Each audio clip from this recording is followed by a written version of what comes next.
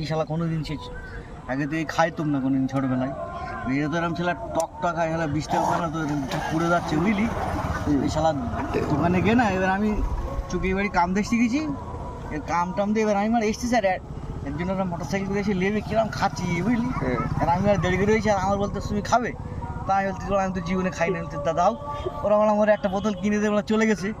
এবার আমি এই মানে এক ঢোক বেরিস না, আর দিকে সব পা পুড়ে যাচ্ছে বুঝলি।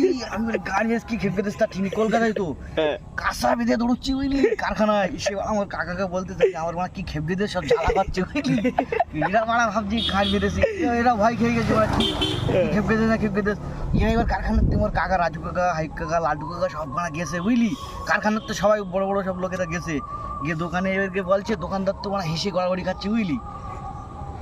ও তো জানি মানে এই ঠান্ডা খেপ গেছি।